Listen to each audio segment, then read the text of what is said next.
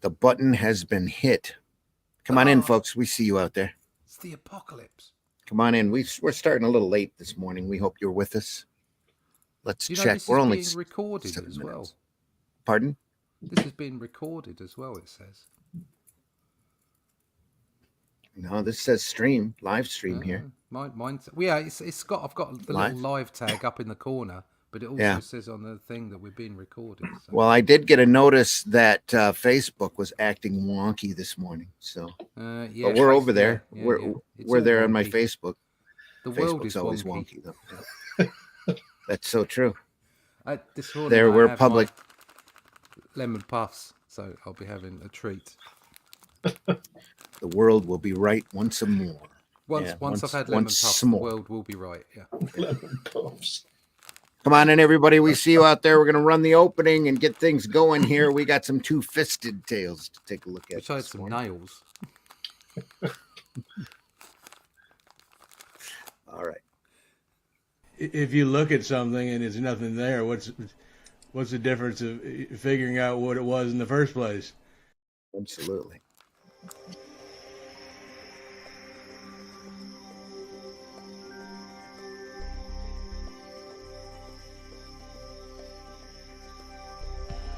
What was that?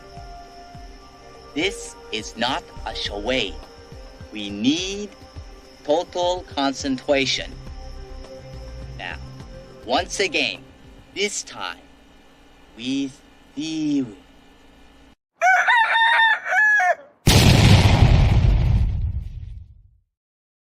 With Fee-wing, folks. Here we go. Fee-wing. In the time before Atlantis sank and the lands of the world were savage and untamed, one man would claim his destiny. Leaving his Atlantean tribe behind and throwing off the shackles of Lemurian bondage, he sailed the seas as a pirate captain before seizing his place as a king. And now that he has the throne, how long will he be able to keep it? This is the Shadow Kingdom, the classic sword and sorcery tale by Robert E. Howard, adapted by Randy Zimmerman, with artwork by Russ Leach. Available now at funmycomic.com. For 1 week. 1 week. One more week, folks. One more week. Due to a banking glitch, we're going to be over at Fund My Comic, available for backers for one more week, just to catch the ones that we lost initially and to bring in new folks. In case you missed it, it's your last chance. This time for sure. Nothing up my sleeve. Yeah. Presto. Folks, we're glad you're here. This is Comics by Night for Friday, the 26th of April, 2024. We're going to look at some great two-fisted tales from EC Comics, some great art, great artists, great stories coming your way. I am your host, Randy Zimmerman. You can find my work over at aerocomics.store. We can find works like The Fool, Hero Zero, which is my kind of my personal favorite there. Gotta know who he's patterned after. And Paragon here, which is a great superhero story with a fantastic twist ending that I wish everybody would buy and enjoy. So aerocomics.store, folks, for my stuff. Fundmycomics.com for the Shadow Kingdom graphic novel. So go over there and take a look. I'm real happy that you're here. Also joining us this morning is Mr. Glenn Fleming. Glenn, introduce yourself. Hi, everybody. My name is Glenn Fleming. I'm a writer, artist, and publisher. If you go over to Fund My Comic, you'll be able to get a copy of my Hatch annotated book, which details the life of my cartoon character Hatch. And I'd go to Amazon. You can be able to pick up a copy of my Comics Unlimited magazine, which is, does what it says on the tin. Issue 15 is currently available. And if you go to New Haven Publishing and or Amazon, Barnes and Noble, places like that, you can pick up a copy of this book I wrote about my visit to meet the great Jack Kirby back in the late 80s and early 90s. But if you just Google my name, you'll find all kinds of things. I've got 12 books in print of varying subjects. So just put my name in Google and you'll find a lot of stuff. All right. Also joining us this morning, Mr. Russ Leach. Russ, introduce yourself. Hi, my name is Russ Leach. I'm a comic book artist from the UK. I have been involved in many IPs over my time. But right at the moment, the most important one is The Shadow Kingdom, which you can pick up in demand at Storefront for one more week at fundmycomic.com. It's a great book. Robert E. Howard is a wonderful writer. Randy's done an amazing adaptation of it, and we've got more coming. So sign up for my email list, which you can pick up at rustleach.com, and you can find out about my other creations, Only Death Can Save Us, and the other work that I've done over the time for things like Batman and Marvel and stuff like that, Doctor Who. And all my social media connections are there as well over at rustleach.com. Sign up for the email list. Go check out the book, The Shadow Kingdom. Genuine Comics. Dave's in the house this morning. Good morning, Dave. Good morning, gents. Glad that you're here. Leroy is also in the house. Leroy, Russ has to wake up from his grandpa nap before we can begin. Grandpa nap. That's a great grandpa nap. That's what it feels like. It's the lemon puffs. They're keeping me going this morning. There we are. Pull that back a little bit. Earthquake. Had an earthquake out of just south of the Michigan border the other day. Nobody felt anything though. Yeah. Only a 2.0, so or a 2.0, I think it was. I've only felt an earthquake once. That was decades ago. It had a little rumble that went. We felt this far north. Two Fisted Tales, folks. We are looking at the Russ Cochran reprint volumes. Beautiful, beautiful set. A little sun drenched on the spine for me. That was my accident right there. But just beautifully produced, reprinted directly off the originals, shot directly off the originals. Covers recolored by the great Marie Severin, who did the initial colors to start with on the covers, and the interiors are in black and white. 6 issues bound together into a book, four book set. And this particular issue, number 35, is one of their special Civil War issues. They had 3 issues printed, and I think they had 5 planned to cover the entire Civil War. And they were hoping to get it together so that they could bind it into a book and offer it to the schools. But they never quite got that far. So, but what we do have is amazing. And we're starting off here with Robert E. Lee by John Severin. I should say the great John Severin. Yeah. We also have a wonderful map of the United States as it was at the time and the different troops that were associated, different military dress for the war. There's a lot of horses. Yeah. One of the best, John Severin. At the best of his, at the peak of his abilities too. Just crazy good stuff. A little bit of dual shade here. Painted in. But other than that, this is all pen and ink work. Wow. I said last week about the border panels being a bit thick. It must be an editorial. Yeah. I don't like that. Well, the stories were fully scripted and sent to the letterer first. Yeah. And the letterer would sit there and letter it all out and put in the panel borders and then send it to the artist to complete. And the completed art got sent back, shot. I mean, could you imagine the added discipline and challenge on receiving pages with lettering on that you had to draw? I was just thinking that myself, Glenn. Yes. There's 2 things you take from all this stuff is, first, these artists are all unafraid to draw anything. Yep. They don't sit there and go, oh, can I go and get a 3D model for that? Or I don't quite know how to do this. They're just rounded artists that know how to draw things. Yeah. And then you get the added extra of, right, these are all the boxes. You can't pop out the panels. This is what you're doing. You got to work within these restrictive guidelines. Mm-hmm. On the plus side, you don't have to worry about where the text is as far as, you know, so if the text is already on a panel, you know how much space you've got to play with. Yep. You don't have to worry about, oh, is there going to be enough room for me to leave for the text and all the rest of it. William But Pace is in the outside of house. that, it must have been incredibly restrictive to have just been given the panels and just say, right, that's it, do it, make it work, Yeah. Yeah. Very and daunting, make it that's exciting. You know, Of course, yeah. Yeah. I'd like to Well- see the script. Sorry, go on. Yeah. No, you go ahead. Go ahead. I'm going to Like say to see the I'd script. like. I know. Let's say John Severin gets a package through the post and he gets all these pages lettered, as we're saying. Mhm. I'd like to see what script he got to if he had any descriptions of who had to be in the panel, or whether Well, he made that decision. With the two fisted tales, because the editor was Harvey Kurtzman.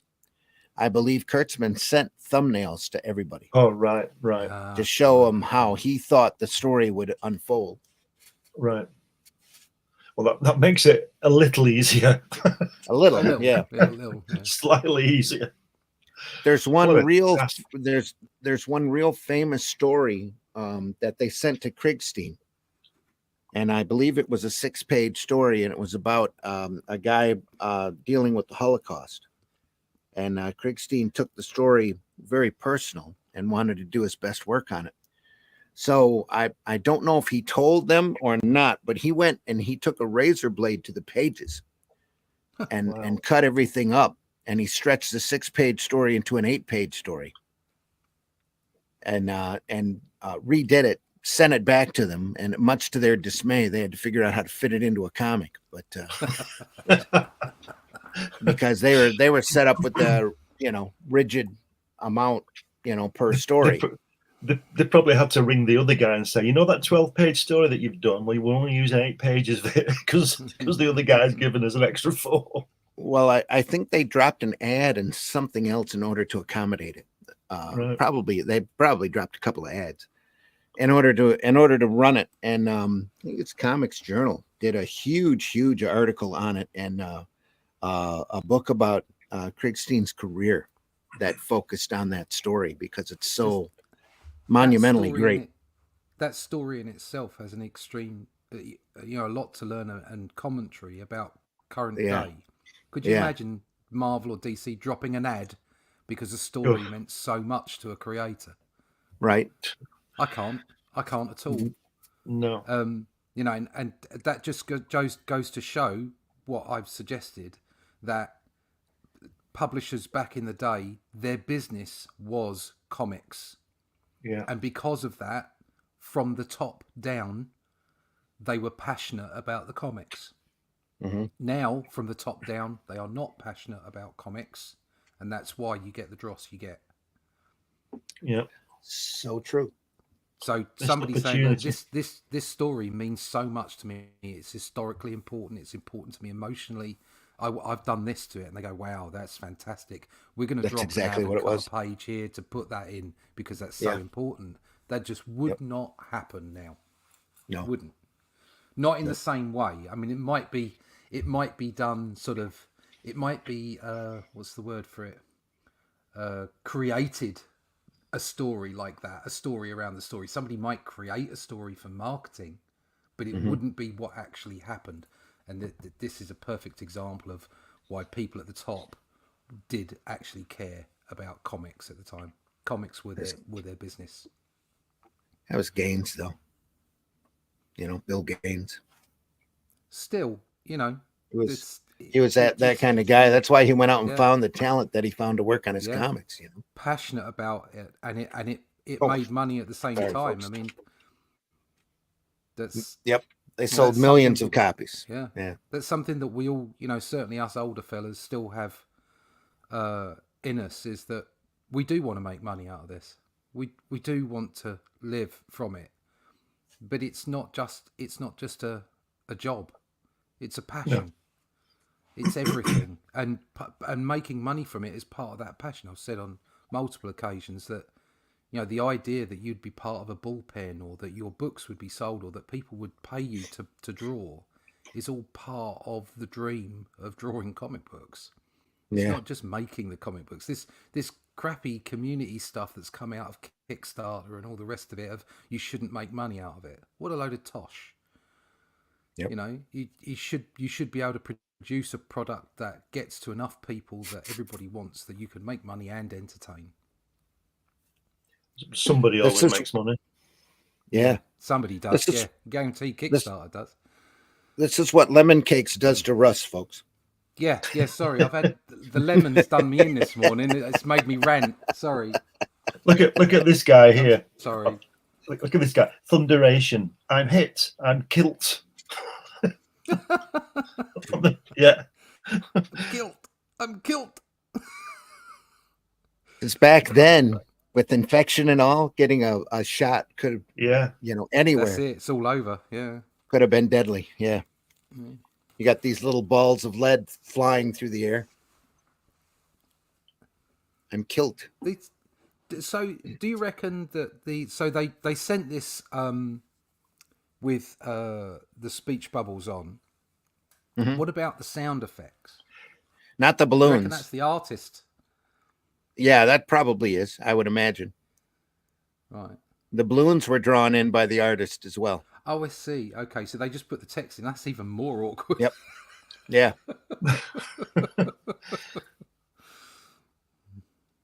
Well, it's also why everything's crowded to the top of the panel. Yeah. All the dialogue's at top and it's not spread throughout. That panel there, that's work. great with the thing going off. I couldn't imagine anybody in a war situation saying "ow." Yeah. Oh, let's get down. Ow! Ow! That's smart. Thunderation. Ow. I'm kilt. Oh, these playing cards flying through the Yeah. air as well. Yeah. Yeah. Has that bomb landed on his head? Or is it just in front of him?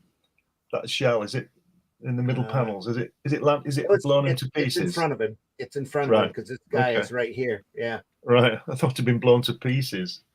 He probably was. He probably took a lot of shrapnel. But I don't think those things exploded, did they? They were just balls, weren't they? They just go through you, wouldn't they? I think some of them did. Yeah. Right. Okay. Depending on the makeup and casing. They weren't like the heavy cannonballs. Well, no, they were heavy cannonballs. But yeah. Could you imagine that though? A ball going through 30 guys in a advance. Can you imagine that? Oh, Just gone. Yeah. oh dear. Propelled at a speed that, their body just makes a hole Yeah. or Jeez. explodes. Terrible. Yeah.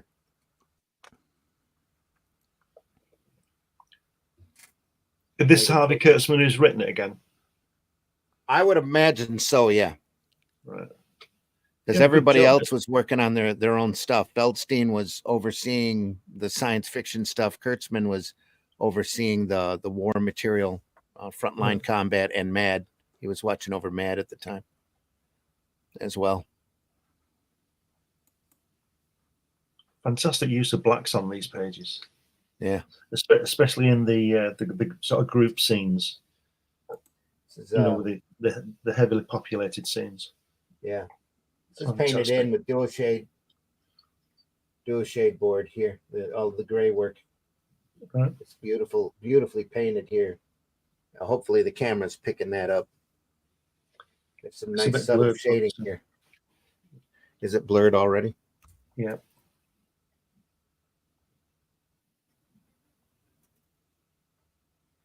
Try to get it front on. Focus. Refocus. Is that better? Looks better here. Oh. Slightly, but it's It's kind of going in and out. Yeah.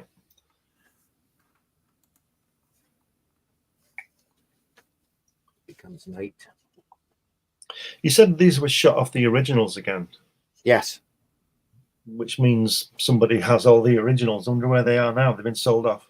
Well, Gaines had them all in a vault, and then called Cochrane and said, "I'm going to turn these over to Heritage to sell, auction off." And they took good stats out of all of them, and then Heritage auctioned off all of the originals, one story at a time, story by story. They wouldn't allow them to be broke down by individual pages. Right. So they just had a Antiques Roadshow a few months back where somebody had a mad Will Elder story, and they had the entire story there. He had bought that from Heritage for, I think it was $8,000. It's like $1,000 a page at the time. So Jeez. nowadays it's about So what do you get? at least 1 0 behind every page. Yeah. Oh, God. It's a beautifully done story though too. So well, all of this EC work is phenomenal. Anyway. Here we go. I didn't want to turn real quick because there's a Wally Wood story after this in New Orleans. Oof. Oh, Just Look at crazy that. good stuff. is that duotone or is that tint? Zip screen. Yep. Zip screen. Zip screen and very fine lines here. All of this is ink work. All here, zip screen here and here on that. And the backgrounds here are all Zipatone. Look at those. Look at those packages in the water in that first panel. They're really floating, aren't they? Can you see in the water? Yeah, they really look like they're floating. I know they are meant to be, but they look like they are. They're not rocks. They're actually floating. And the knockout here, negative space for the title, and then the reversal for the lettering. Yep. On the head caption. Yeah. Just great. That had to have been shot, photographed, and then pasted in. Yep. If you look close, you can see the difference. Yeah. The cut lines fall. Beautiful arm here. Just great stuff. Here, the use of the zip screen. Yeah. Negative space. There's no ink line dividing the two. It's just he sat there and cut all of this out off of the zip screen. Brush it over and with white? basically. With maybe white out? It doesn't look like it. He might have. That's possible, but I doubt it. Because I wouldn't want to cut out tint and make round lines like that. I'd jump straight for the brush and the white out. Yeah. It sure doesn't look like it if he did. It's a masterful job. That is impressive. Yeah. So are they throwing are those bombs in those explosives in those packages and they're just floating them down the river? Yeah, some of them. Mm-hmm. So they set them on fire and then they float down the river and hopefully go next to a ship and explode. Yeah, most all the ships were made out of wood at this point. Anyway. Right. So they're catching fire then, rather than exploding. Well, they were causing havoc in general down there in New Orleans. So it's called the Mardi Gras. Yeah. Oh, look at that cannon smoke. Yeah. It just looks zipped. That's white paint here. Do you know what that on those two panels on the right hand side there where they're shooting the cannons? That looks like a painting. Yeah. That's just been grayscaled. It's incredible. Yeah. It is. Just amazing stuff. Wow. Again, Wally Wood just kicking ass. Yeah. Phenomenal stuff. It's what he does. Yeah, all the time. I don't think I've ever seen a bad piece of Wally Wood art. No, never. No. Even when he's inked over other people that aren't his equal. Yes. He's I've managed to make it look great. I've seen a poster of Walt Disney characters that was downright naughty, though. Yeah, I've seen that. Yeah, I've got a copy of that. That's a fantastic chain, isn't it? In that last panel on the first page, the chain from the ship going into the and the water. Yeah, the whole picture is just incredible. See, the thing is about this artwork that people should remember is that the reference that you can't know everything in your head, so you'd need reference. And like now, we just go to Google and type in American Civil War sailor, and we'll get an image, and then we'll see the guys at the top there. but you'd have to go to a library unless you had your own sort of morgue, as they used to call it, didn't they? A lot of photo these, a reference. lot of these, a lot of these artists at this point did have their own personal set of reference articles, pictures from articles that they had cut out and stuck into files, and books upon coffee table picture books that had reference. Yeah, but you still have to find it. Like I'm just saying that if you go to Google, Yes. you can just get anything instantly, right. and it shows you the. Yeah. I mean, when Wallywood got this this particular script, I would imagine he would have to begin his research because, like I say, you have to research the weapons and what the ships look like if you can. And I know you can. Even if he'd done something like this before and he had some previous reference, he'd still have to go back to that reference into the filing cabinet, go through it. Oh yeah, whatever. Yep. And then if he didn't have a few bits, he'd have to go and find them. If you look at some of the Joe Kubert videos on YouTube, he's got like filing cabinets full of stuff behind him, like his whole studio around him. Maybe, yeah. Wallywood was a bit of a cheeky character. I wonder. I don't know, but I wonder if he thought, well, nobody else. I don't know what it is, so nobody else will. So I'll just draw something. I'm sure there were times when and it's only now that we can find him out because we can go to Google. Yeah, I mean, Google is a blessing and a curse. It's a blessing because you don't have to get up out your seat, go down the road, and go to a library. You don't have to keep racks and filing cabinets full of research and reference. It's all there for you at your fingertips. But it's there for everyone else as well. Well, the thing so is, you go, I'll just draw that. The real curse is when you get that other stuff that you decide to have a look at. Yeah. Where did that hour go? Yeah, what? Exactly. Yeah. Maybe I should have just walked to the library. That's the term rabbit hole. Yeah. Chase down. This is fantastic, isn't it? Look at that. That cannon fire. Yeah. Wow. Look at Look at that bottom left. The sheen on that side of that cannon there. Look at that. The amount of ink work that went into making that. Yeah. Yeah. Yeah. Oh, look at that. That's just beautiful, isn't it? Oh. Best of the best. Isn't that where fire in the hole comes from? These cannon firing. They used to shout fire in the hole because the whole bloody thing used to just about explode. Never mind what they were firing at.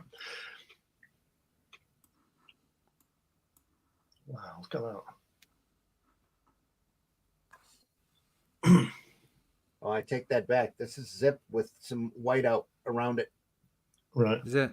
Oh, he's cheated there. Then I'm not impressed now. Zip tone. Yeah. There's a little bit of line work. Yeah, stacking. Line work. Useless. Zip screen and some white paint around that. Yeah. God. So look at the shadow here. Lost my face. This guy. Yeah. That's crazy. Good. I thought he was good. That's line work. Well, there's a couple of shading techniques that Wood knew how to do that he would never tell anybody else how to do them. And he ended up going to the grave with some of that stuff. Nobody was able to blame him. It. Yeah. I don't blame him. Yeah, fair enough.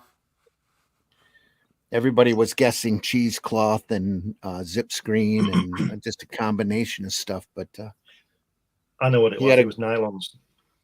Could be that too. He had a graduated tone that he would use quite a bit, especially in his later years when his eyesight was going. That just stunned people. Could you imagine being an artist, any artist, and you've got that bad shoulder that he had, and then his eyesight was going? Yeah. It's just same thing happened to Don Lawrence, wasn't it? The Trigon Empire. Well, he lost sight in one eye, couldn't draw perspective too well. Mm-hmm. Just instinctive at the end, but really sad. Well, Wrightson blew out his drawing hand elbow when he did Frankenstein, tendonitis. I'm not surprised. Really bad. Yeah. I'm not surprised. I mean, that's why you see his material after that's a little looser, and his painting work is a lot looser than that. So not nearly as tight as the Frankenstein stuff. He just literally wrecked himself on it. It's literally Magnus Opus, wasn't it? It was the pinnacle. Yeah. Yep. When I was gophering for him, I told him he should also do Dracula as a companion volume, and he just looked at me and said, "No, no, Nope. no." Not doing that.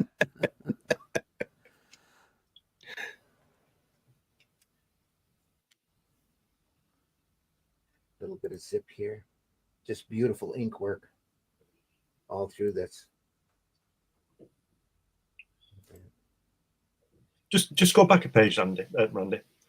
Just go back a page. That guy at the bottom right, is he trapped? Yeah, Yeah, like, he don't get out. He don't get out, does he? No. Oh wow. What's that? The Oh, ram. It's the Confederate ram. Lord, help me, help me. Just reminds me of Gibbons's work. Yeah. He's rubbish, that Gibbons, copying all these fantastic art, isn't he? Yeah, if only. I just want to be able to letter like he does, you know what I mean? Yeah. Yeah. I look at that sheen on the bottom left there. Just gorgeous. It's amazing. This too. It's a big crowd scene. That took him a few minutes. And again, I love the fact that once again, this is like comic strip logic. So you've got sheen, so you've got a direct light source going into that. But it's not affecting the people around it. The shadows aren't the same. But it doesn't matter. Well, it's like in this one, the light is shining straight onto the cannon, but the real light is coming off this direction. Yeah. The guy's It's shadows really are weird. right behind him. Yeah. But it doesn't matter. It just looks Yeah, it You just really have to, cool. you have to make it Don't work, care. don't you? That's right. Yeah, don't care. Absolutely don't care. As long as it looks great. And I think that's what these artists did with comic strip, because I'm sure they painted and did other things, and they were very, they adhered to certain rules.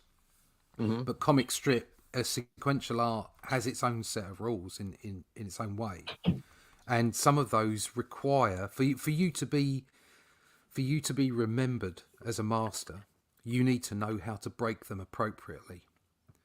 And it's like Kirby, the way that he drew bombastically.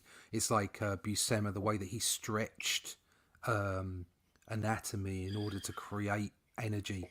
And look at what Wally Wood's doing here. He's playing with light sources and with textures and stuff. And these people are all bloody masters, and yet they're breaking what you would say to someone who's naive coming in and starting. Well, what do you do? Well, you have to know how the rules work. Okay, but the real masters know how to break them appropriately. Yeah. Just brilliant stuff. All to have somebody go over it with color and print it on newsprint. Yeah, that's right. Yeah. And don't pay you very much for it. Luckily, we get to see it here, on nice white paper. And looking at it in the actual comics, a completely different experience. So who's next? Any guesses? Jack Davis. Jack Davis. Get in there. This is Reed Crandall. Same thing. That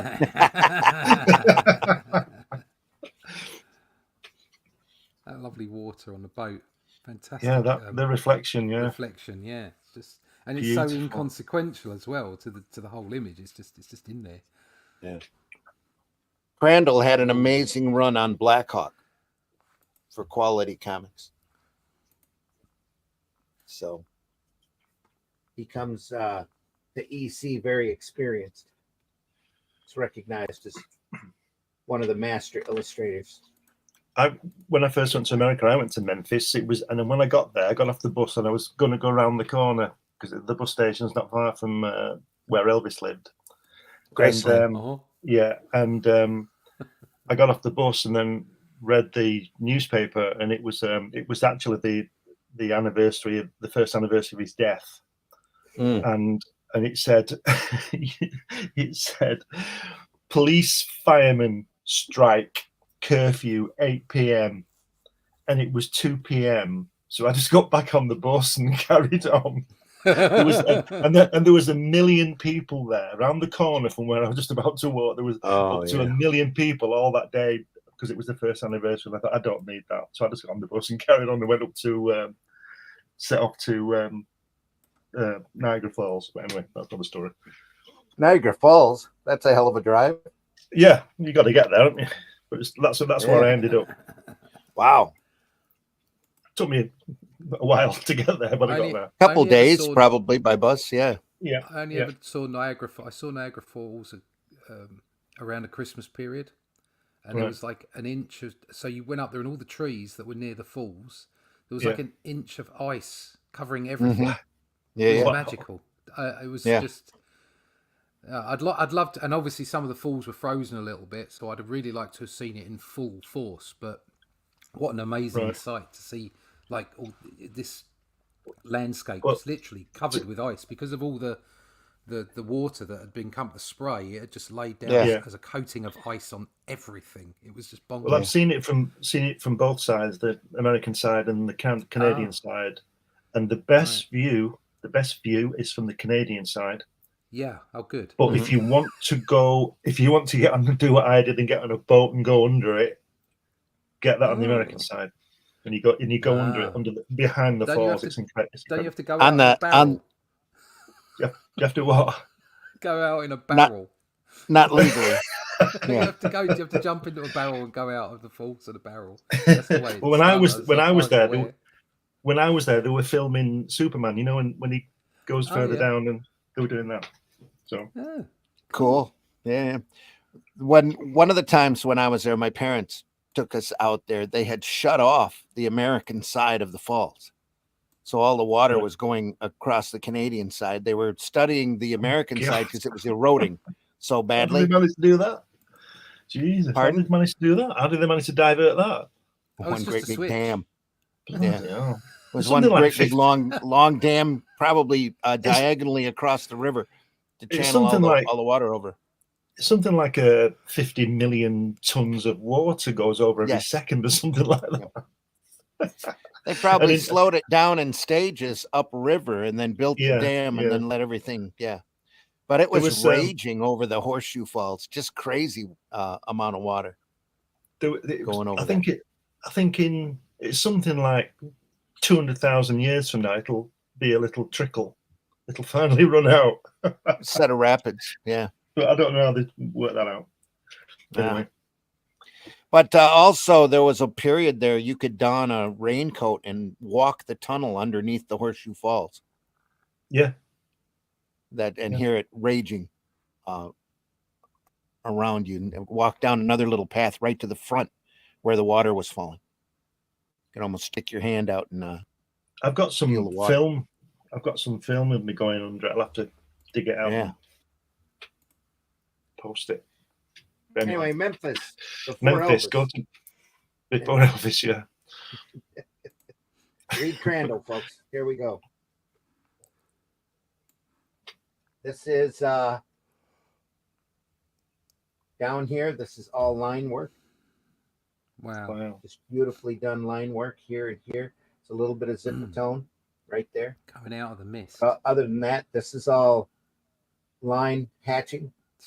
Jeez. Shading. All ink work here. All ink work here too as well. There might be a little shade, dual shade back here. Maybe the gray tone on the body there. It's all line work here. A little dual shade. Just enough to give it a different tone. But this is all laid in by line. Just very illustrative work. You don't see that kind of stuff in modern comics, do you? No. Very few people want to take that kind of time. Yeah. Not in mainstream ones, you don't know. No, not in mainstream. That's true. But that's the kind of crazy inking you'd see from like Ernie Choa and Alfredo Alcala. Yeah. That kind of great work. Line Chan work wasn't as Ernie Chan Alcala was like that was nuts. That stuff. Yeah. Chan's was lighter. It Right. had a lighter touch, I think, but still, you know, a lot of great work in there. Yeah. Love both of them, have to say, equally for different reasons. Yep. But yeah, Just great. Down here, especially, it's all line work, all horizontal lines here in the back. Very little even cross hatching, little touches here and there, but most of it's just horizontal wavy lines. You can tell he put it in by hand. That took a little while. I wonder what the page rate was at this. What is this, 52, 53? I'm not sure. Yeah, 53, 54. So about they were the getting same what, as it 20? is now, I think. Yeah, 20 or 30 Probably. dollars.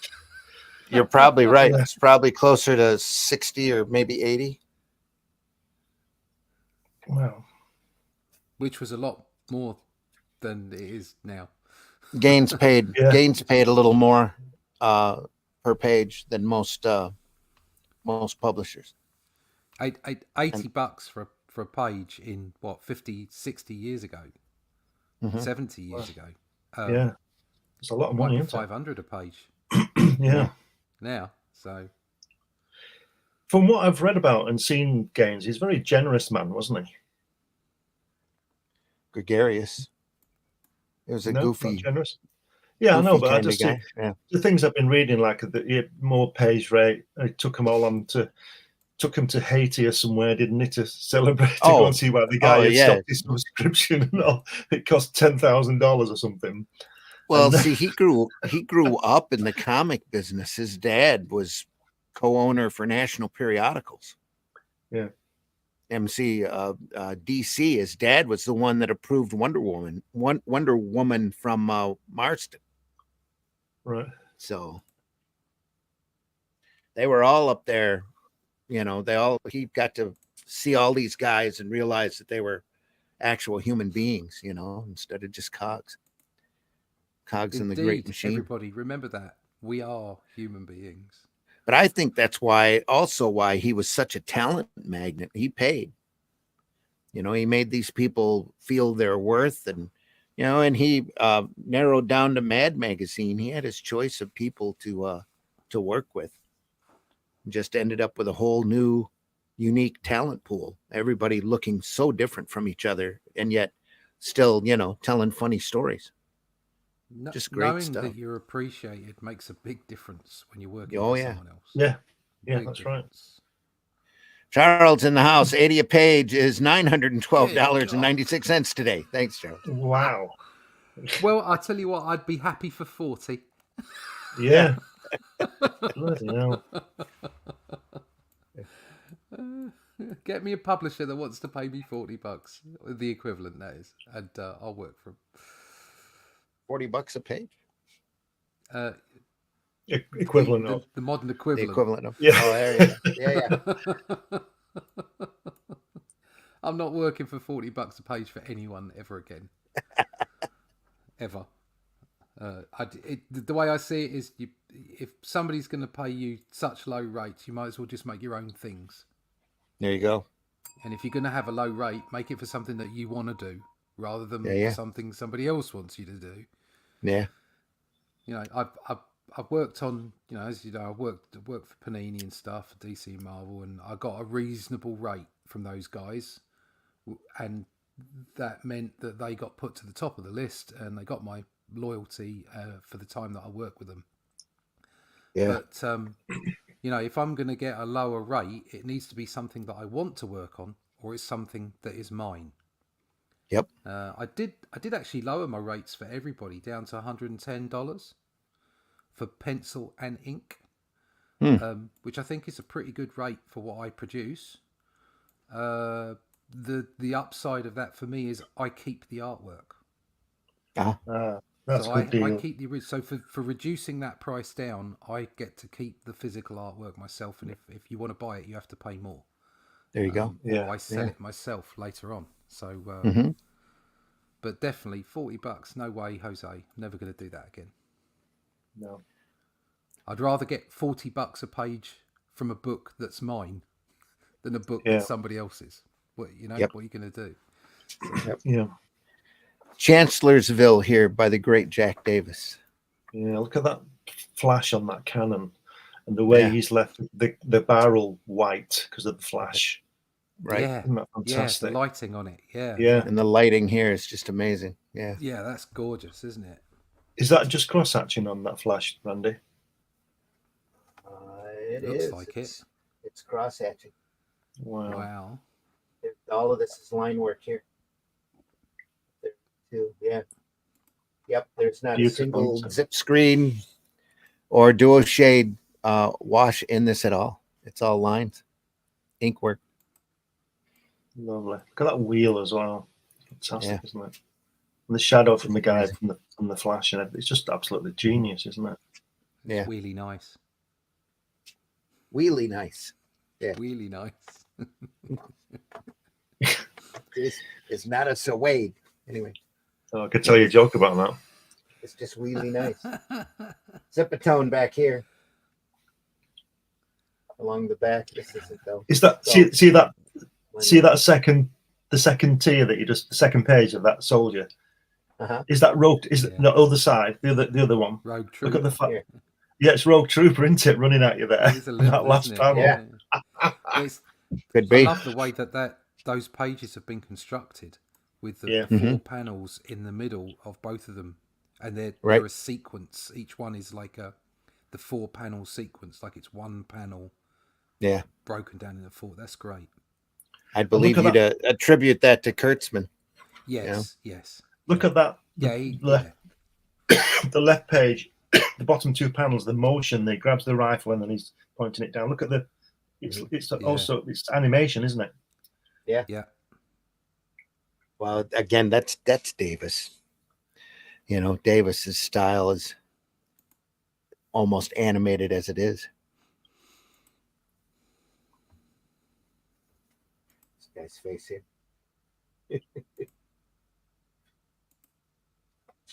Great stuff.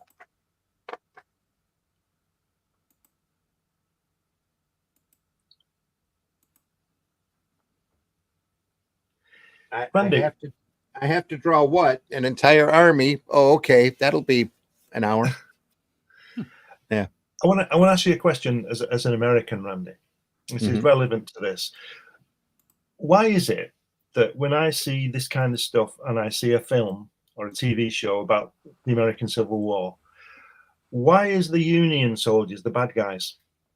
Why the Confederates always seem to be the good guys? I don't think you see that in all of it. Certain people still glorify the South here. Mm. You know, and not because of the fact that they want to promote slavery as much as just the culture and the way of life in the South at that point. It's a lot of romanticism. Gone with the Wind, for example. Pardon? Yeah. They still had slaves in the North at that time, didn't they? Not a lot. They did have some, yeah. Yeah, but they quickly changed once the Civil War started. The northern states dropped their slavery really quick. I think it depends on when the stuff was made, what the current zeitgeist is. Right. So, for instance, North and South seemed to be quite even-handed. My wife made me watch that when I was younger. Actually, it Swayze in. It wasn't as even-handed as a lot of the media portends it to be. The South was absolutely weaker. It's just that the North was so damn uncoordinated. And Lincoln kept yelling at his because everybody knew each other, especially the higher up politicians. They all knew that all the generals on both sides probably went to West Point together. Yeah. And Lincoln was constantly yelling at his army head to, beat these bastards and get it done, get it over with. And they just kept dragging their heels. That's why they went through on the North side so many different leaders over and over again until they landed with who they got. What I meant from the portrayal of that was that it was from an emotional perspective. It kind of made everybody people. It wasn't saying one side is evil and one side is good. It portrayed characters on both sides. the north. The and north. Go ahead. Sorry. and kind of made it that this wasn't about the north is evil or the south is evil, because it depends on what side you see your bias. You see the north as bad. That's because you see it as an encroaching governmental overreach of trying to encompass everybody into the states. And if you're from the north, you see the south as being, part of the slavery and part of that whole sort of lifestyle. But if you come away from it like a Brit looking at this and seeing it from the outside, north and south that I remember of it anyway, it seemed to portray everybody as humans. Do you know what I mean? They had their own biases and they had their own opinions, but there were good and evil people on both sides. Do you know what I mean? It was like very much so. Yeah. Human. Yeah. Yep. But once the North won, once it looked like they were going to just trounce the South, they went through and ravaged the South. Sherman's march to the sea and the destruction of New Orleans and all sorts of just but you see, barbarian that's where activity. That's where they would look at the North and you might get, say, you might see read a book or see a show or see a film where the North are the bad guys because they've won and they've routed somewhere. And so it makes them look obviously bad because you shouldn't be going and routing things. Once you've won. But it's a matter of perception, isn't it? It is. Yep. The North won largely because of its heavy industry that produced more and better weapons. Yeah. Not because of any type of coordination. That's why they were worried there for a while because General Lee was a major statistician and knew how to conduct an army, kind of like a Patton equivalent. It's a really interesting war to study, not one that I'd ever want to, have to be in. Just crazy times. No, the wars are awful anyway, but yeah. This was a particularly bloody and awful war. Yeah.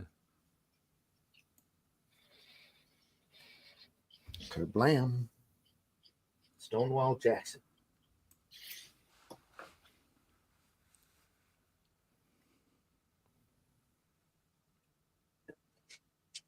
Or great Jack Davis. Yeah. Light source here. Light. We were saying last week, I think it was his work. Look at the top panels there where the background is just solid black and he's not put any blacks on the figures apart from the ones in the front.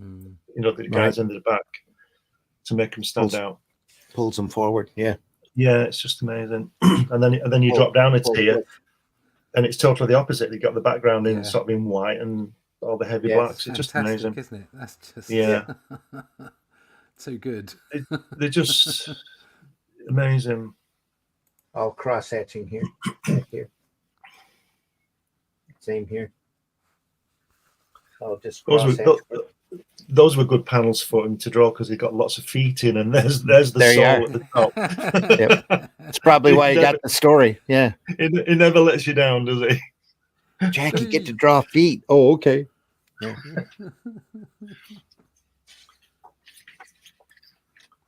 There we are. That's the end of that. That's the end of that book. That's the EC library right there. That's what they were printing at the time. Over a span of just a couple of years. Wow. On to volume 4. The new Two-Fisted Tale. Great John Severin cover. Look at that.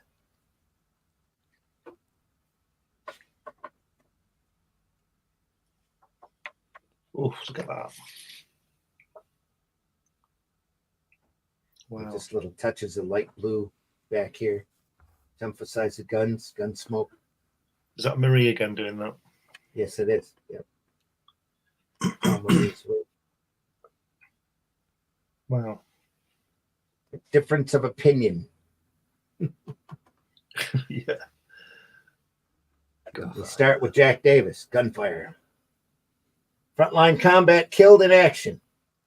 So when frontline stopped. But Two Fisted Tales kind of shifts their focus at this point to more Western stories.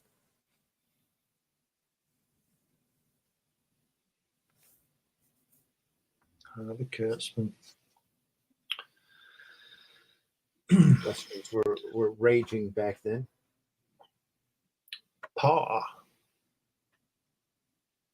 Look at the black work on it. Isn't it fantastic? Look at that top left panel there with that, where he's firing the rifle on the left-hand page. Yep. Look at the background. Mm-hmm. Really faint. Same here. Yeah. And down from the background. Yeah. Yeah. It's just amazing, isn't it? Just line work. Just simple line work. A little bit of cross hatching. Just thin lines, just to drop it back to make this pop. Beautifully done. Get the shadow work here. Yeah. He killed his pa. Yep. He killed my paw. Wow.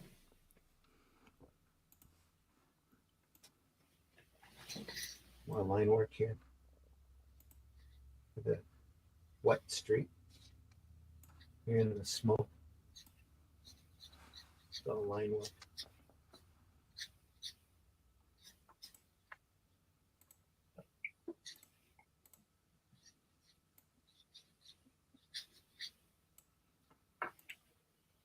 Nice 9-panel grid. It's the time of High Noon, right? High Noon was out right around this time. Gary Cooper. You know that on the left-hand page there, that center spread, see where he's white against the black, like we've been saying in the last part? Yeah, that's like Ditko does that as well, doesn't he? Is it Mr. A? Yeah. He does a lot of that stuff, doesn't he? Well, Mr. A was that. Did we ever go through that material? I've got a collection of Mr. A stuff that we probably need to look at. Yeah. Mr. A was a study in negative space and positive space too, because he was all black and white. You know, Yeah. there is black and there is white. There is no gray. If you're gray, you're black. You know, black meaning evil, white meaning good. Mr. A just went through and dealt justice, Yeah. Good or bad. good or bad. Yeah. Takes the villain, throws him off the roof for justice. You know, Great stuff. Always wanted, when I was doing the newspaper, I always wanted to print a couple of Mr. A stories just to see what kind of reaction we'd get. Because the opinion on them was so hard. Just rigid. The politics on it. But that's why I ran Judge. That's one of my thinking about Judge Dredd, other than the fact that it was really pretty, the adventure strip. I expected to get some flack, but everybody loved it, thought it was great, knew it was a political statement, and just rode with it. It was great.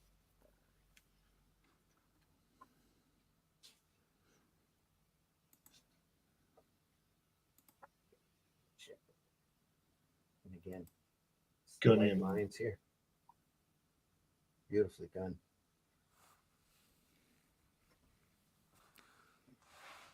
Love the Westerns. solid blacks. Just Yeah. not completely unafraid to use them. Westerns were the rage back during this period too. That's why they switched to mostly Westerns.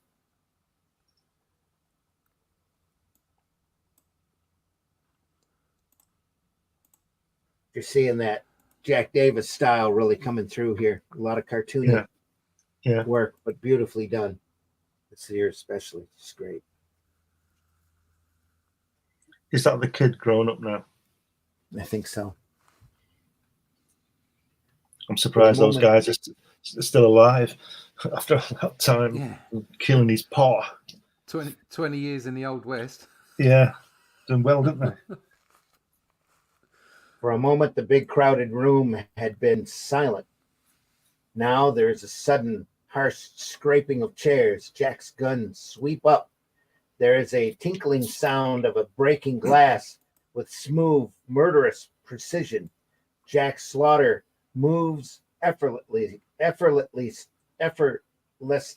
to action.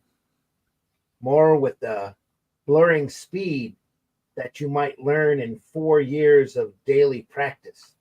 The deadly speed of the professional gunfighter. Pew pew pew Pew, pew, pew. pew pew. No bam, blam, blams needed.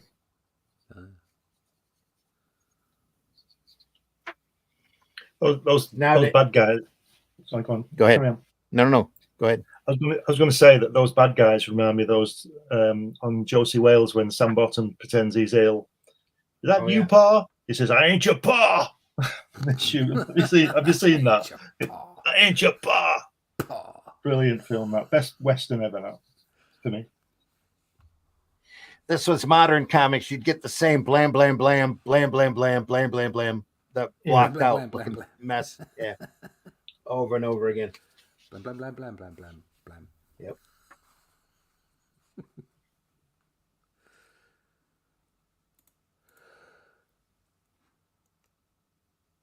Next read. Sorry, I've just got to say this.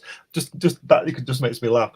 Back to that Josie Wales when he says when they got in, when Sam Bottoms is pretending to be ill, and the bad guy's friend comes through and he says, "What we got here?" He says, I got me a Josie Wales. Like there's 50,000 of them. You know what I mean? I got me a Josie.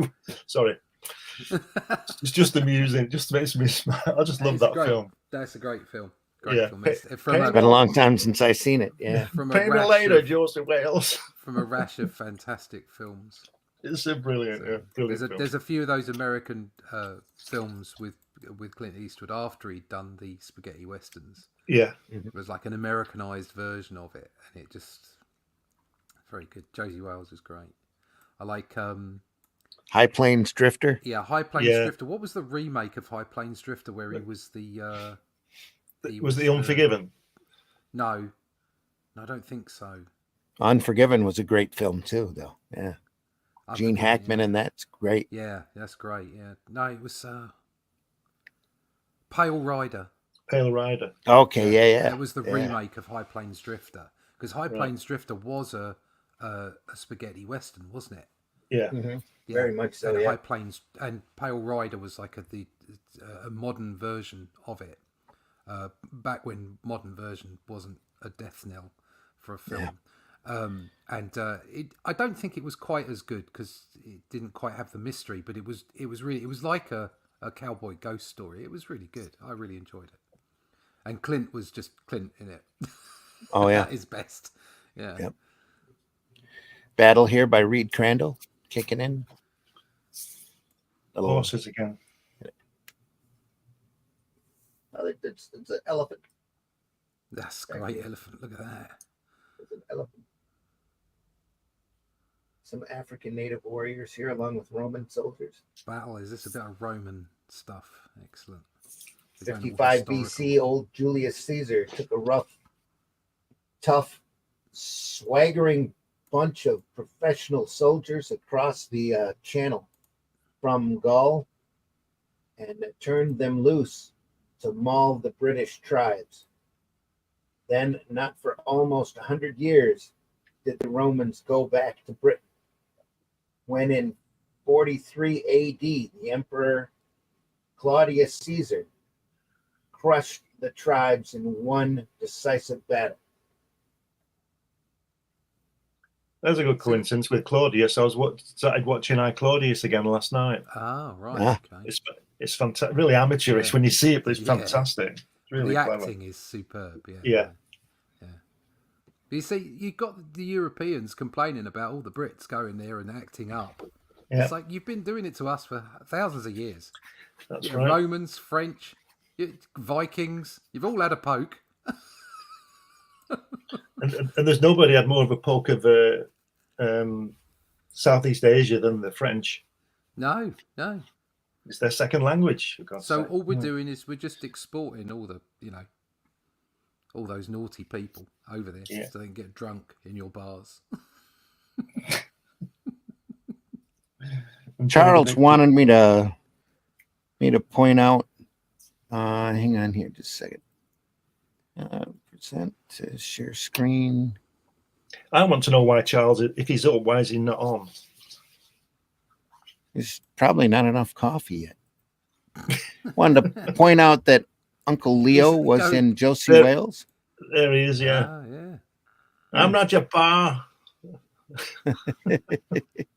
I think Charles may be in and out of consciousness. That's early enough in the yeah, I've morning. got I comment can. on That's that. understandable. It's understandable.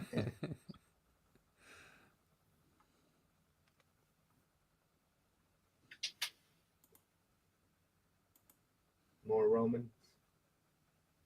It's a little bit open.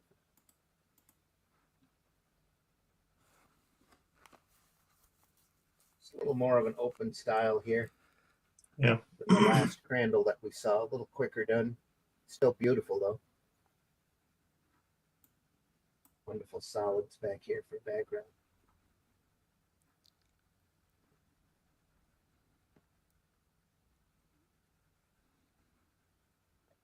I'm just going to keep turning unless you guys want to see something. Okay. Boom. Here we go. Some nice war. This who drew this? Reed Severin. Crandall. This is Reed Crandall. Oh, Crandall. All this stuff looks like it's sculpted. Yeah. It's incredible. This is inking style. So I've got an archive book of Blackhawks we should probably go through one of these days. It's like this, real pretty. Charles says he doesn't have his makeup on. Oh, there you go. He says makeup not on.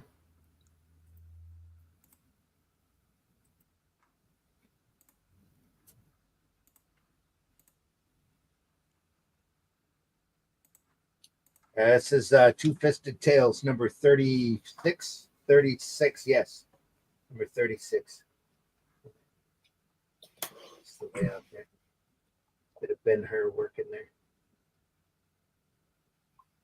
Yeah. It's crazy good. There's an upside down horse. Upside down horse. Brutal, isn't it? Yeah. I'm not sure whether I'd rather face the shell you didn't see that blew you to pieces, or watch those fall down from the sky and land on your head. Yeah. Yeah, one's more gruesome, I think. Yeah. 6 balls of flaming pitch hurled by specially prepared siege catapults fall from the heavens. Yeah, you have this sort of opinion of war, and I think it's largely created for you by the media and by The government. movies. Yeah. The war, Vikings and Romans, that was hideous war, and it was so barbaric. And the war nowadays isn't quite. It's cleaner. It's more tactical, but at the end of the day, people still lose limbs. They still get hacked up. They just get hacked up by bullet fire and by bombs and all kinds of stuff, instead of being hacked on a field with an axe. And it's like, okay, I wouldn't fancy losing to someone in a hand-to-hand battle and then being hacked to death with an axe. But at the same time, I wouldn't fancy getting half my body ripped apart by a mine that I'd stood on and and then bleed out. It's like, what's worse? It's all hideous, all of it. Oh yeah. But as you know, my dad was a paratrooper in the war, and he would never watch these war films I can understand. because I said to him, "Why not?" And he said, "Because they don't show you what you don't want to see what was going on." But which is why Saving Private Ryan was so good, if that's the right word, because a lot of the veterans who'd been on Omaha Beach said it was amazing. Yeah. But Tim Quinn, he talks about his dad a bit, and his dad was kind of quite anti it all, about the whole sort of making out that we were heroes. And it's obviously a personal opinion of his. We weren't heroes; we just had to do what we did. Yeah, and right. Glorifying it is not a good way forward. Yeah. It's one of the things that got my dad about it was when you get people like John Wayne and they get shot and they sort of slump over and go down on the knees and then fall forward. Yeah. My dad was shot in the arm, and he was in a bomb crater, and he said he didn't realize he'd been hit until he realized 2 seconds later that he was 10 feet further back in the crater. Oh God. Jesus. you know, and he got Yeah. hit by one of those NG-42 things, and he got, I think I told you, he got 2 bullets either side of his upper left arm, the bone, Oof. and a millimeter either way, and he would have lost the arm. Good God. Wow. And the bullets went right. He had 4 wounds. He had entry and exit Yeah. wounds, and it just went through him. Man. Oh, Wow. So anyway, so lucky he didn't lose his arm. yeah. Yeah. Yeah. Yeah. Like, also, all those solid blacks in here, the way they've been spotted, and then look at that shadowing on that elephant. That's just, It's all line work here. yeah, beautiful. Same here. This is all line work on that chariot. Yeah. Yeah. I like the way he spotted the blacks on the shields at the bottom there. Mm-hmm. Make the guy stand out against the blank shield. That's great.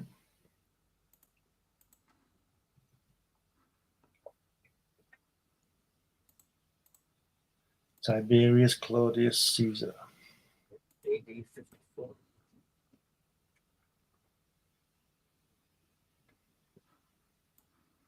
Weird fantasy, still going. Picture stories from the Bible, still going. Who's next? Another Sever. Ooh, The great Jack Davis illustration for an ad for the EC Fan Addict Club. Yeah.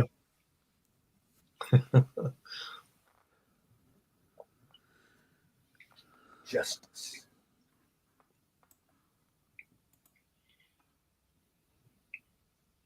Wow.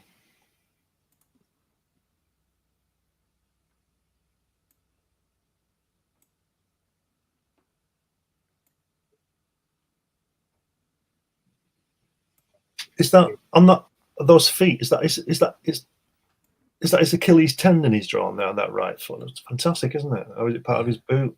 Here? Yeah, it's his Achilles lace, tendon. I believe. On the back of his. I believe that's a moccasin. Yeah. No. Yeah, I'm talking about his Achilles tendon on the tendon on his on ankle. his heel. Yeah. That's fantastic, Where isn't the foot is just dropped, is slouched. Yeah. it? Yeah. Amazing. This is just screams Kurtzman layout to me. Yeah. The whole thing does, especially with the way the shoes are hanging there. Looks like something he would have done. Beautiful.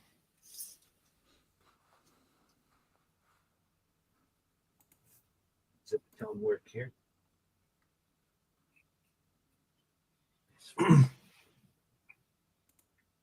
No justice. Nice flat screen right there. Pardon me.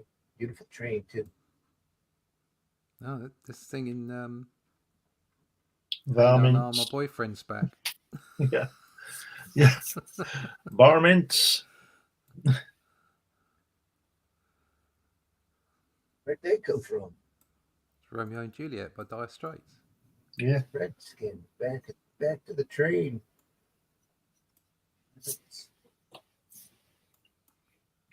Love that train. Beautiful.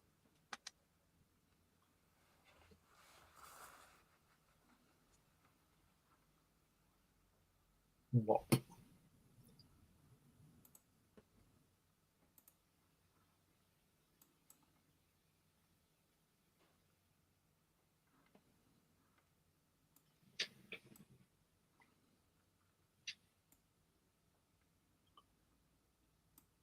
Might have been a zip screen. Is he pushing his head in the ground there on the top panel? Is he stomping on his head? Top right. Here?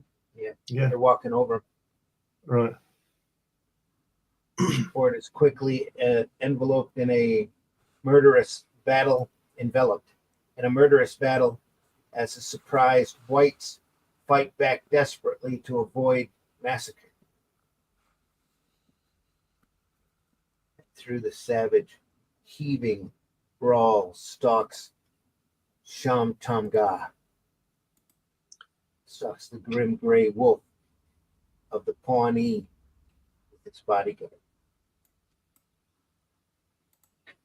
Do you know what I find incredible about this artwork is that these guys, these masters, as we're calling them, is the fact that, same with Kirby and everybody, it was like when John Severin had drawn this page, he'd just put it in an envelope and send it off, and he'd never see it again. He probably didn't even see the printed comic, because Kirby stopped looking at his printed comics. Do you understand what I mean? Yeah. And we're looking at it now 50, 60, 70 years later and in awe of this stuff. And they were just blank page, fill it up, put it in an envelope, blah, blah, blah, and all that. It's just incredible that they would never see it again. They probably even forgot about this page by the end of next week. Yeah. If by not the end of today, it's just another page done and bring on the next one. Probably ship them in a story at a time. Yeah. Yeah. I find it a bit weird because I have there is a little bit of a wrench when you let a page go. Yeah. And obviously these guys were knocking them out so quickly and so proficiently that they didn't have time to think that way. They just wanted to get paid, and that was the end of it. Yeah. And it just so happened that they produced masterful work along the way. But you do your own page. Like I say, I drop my prices so I keep my pages so that I can sell them. But when I do sell a page, when I put it in the envelope and know that I'm never going to see it again, there is a little bit of a wrench in there, a little bit. And then you wonder, should you ask for more, and should you just kept it? And some of those things that they come to, but most often it's just the fact that I don't know why, because you're producing this artwork for other people, aren't you? But the artwork is a piece of you, isn't it? Yeah, you're trying to communicate to other people, so it's for other people. But the physical piece that you have, that you've put your pen down or your ink on, that you're right, it's part of you, and you're kind of letting it go. And I think maybe that's the difference between that, rather than the tools and the feedback you get from paper and screen and all the rest of it.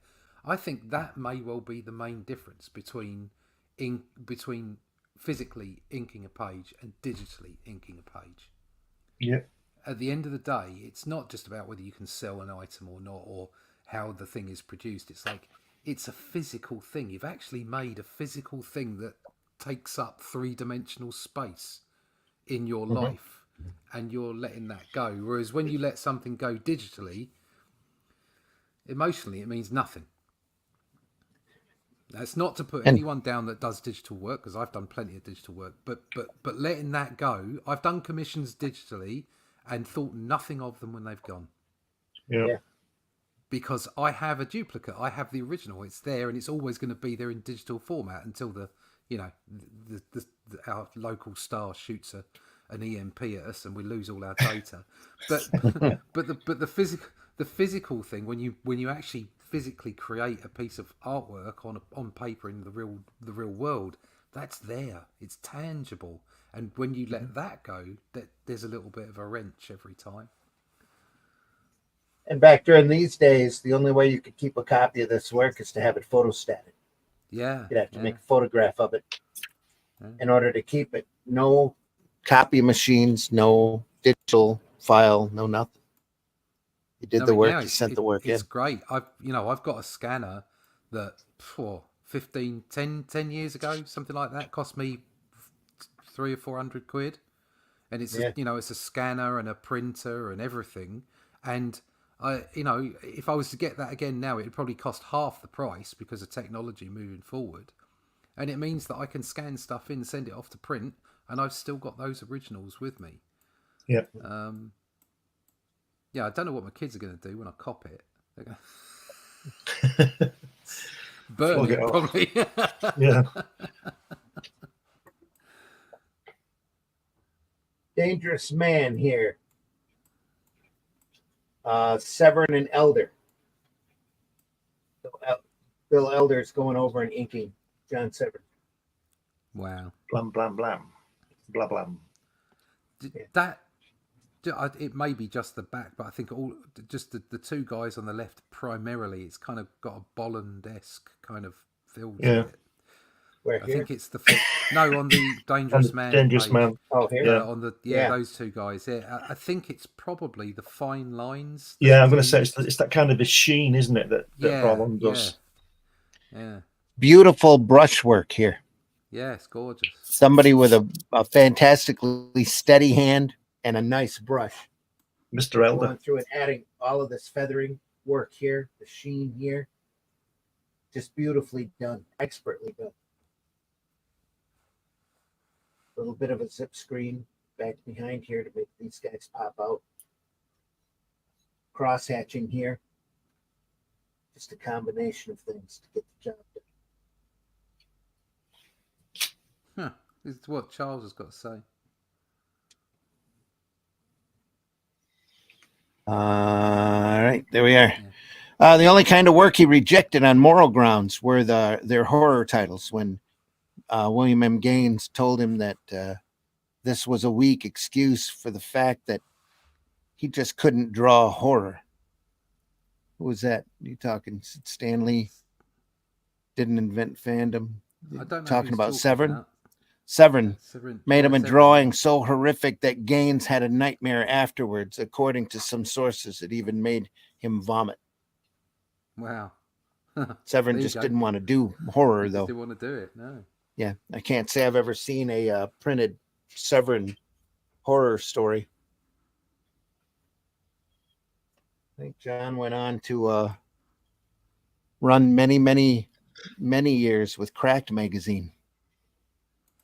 This is another magazine whose offers Severn refused out of principle was Hugh Hefner's Playboy. Yeah. Must have missed a well-paying gig there. Yeah. Gotta I have bet. our standards, though. You know, Yeah. can't blame a person for his morality. No. I wonder what these guys would think of all the booby covers you get on Kickstarter.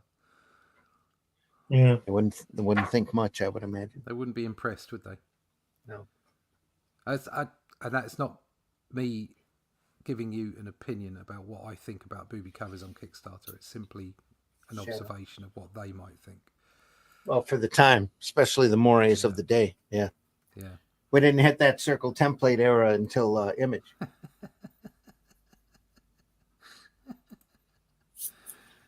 And then I don't think Image gets enough credit for actually castrating the industry. No, Because, it gets a lot. The of retailers went through and ordered all of this Image material, and all of the independents just dried up right at the same time. It's pretty terrible. Image is held up as this thing that revolutionized the industry, and those artists got out from the yoke of the big publishers. But most of them, if they didn't make their own businesses in something else, they went back to those publishers in the end anyway. It was all about money. It was all it was about.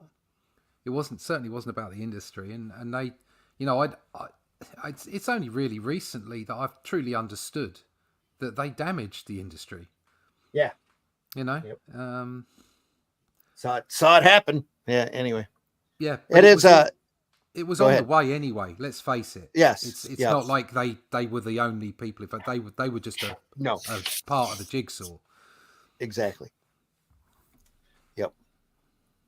And I keep saying that there needs to be an impartial documentary put out about Image Comics, because it's really a lesson in how much money is too much money. Yeah. Yeah. Because everybody ends up having almost a tragic story, all of the founders, because of them getting too much money. Except Silvestri, who lost a lot of it from his medical bills. Yeah.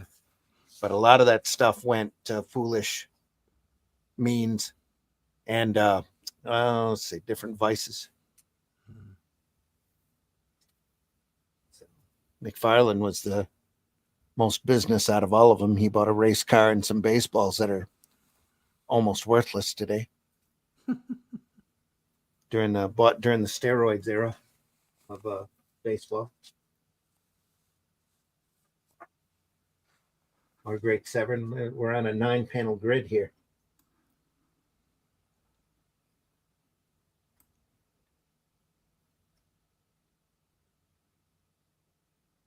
this really does remind me of Gibbons on Yeah. on Watchmen.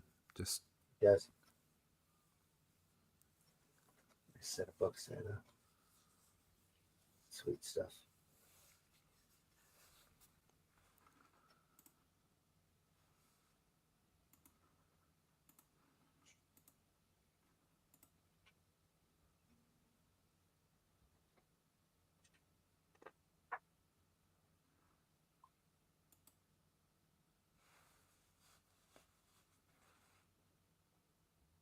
Swordplay. Chop. chop. Hayat Yag. No chop necessary. Look at that. This is almost photographic here. It's beautiful ink work. Mm.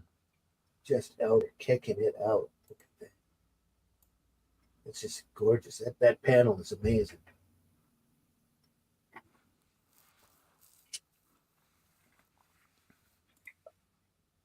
This guy in front here almost looks African American. Yeah, I thought he was. Might be.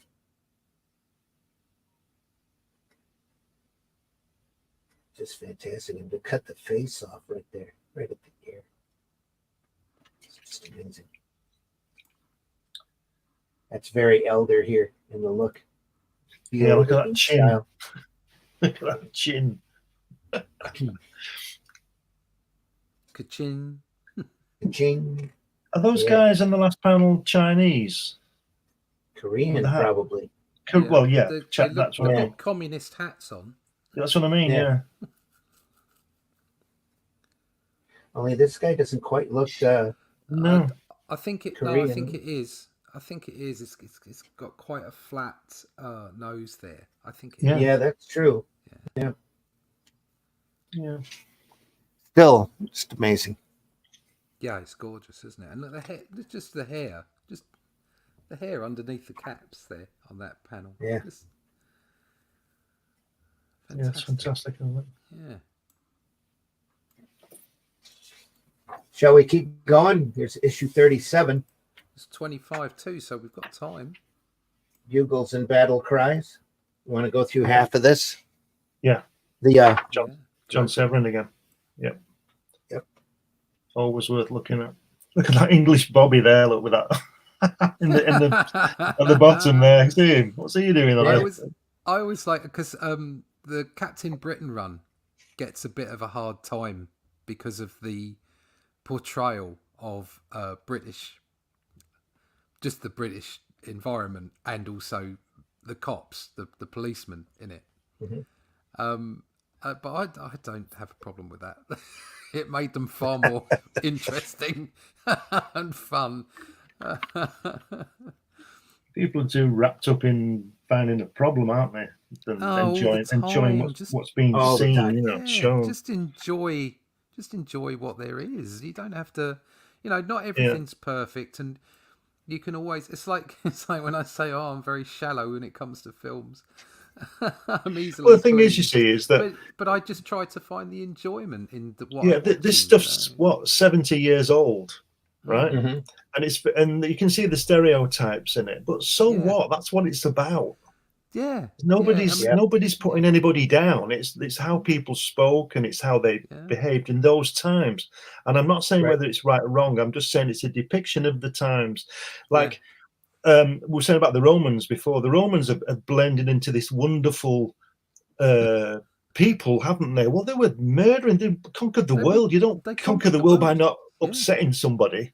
Yeah, right? And before, and after them, the Turks, and the Ottoman Empire, and there were so many empires, and they were all of them bloodthirsty. That's right, yeah, because nobody says, "Oh yeah, come and rule us now." No, nobody There's says going to be a that. fight. No, so it's you really have to take things from take them as they were meant to be at the time.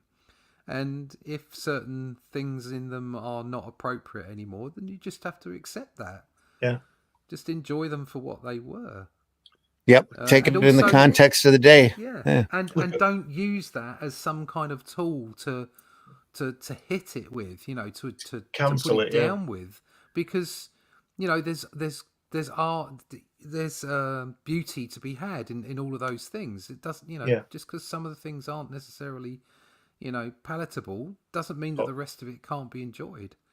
Yeah. Look at those lovely feet on that Jack Davis ad.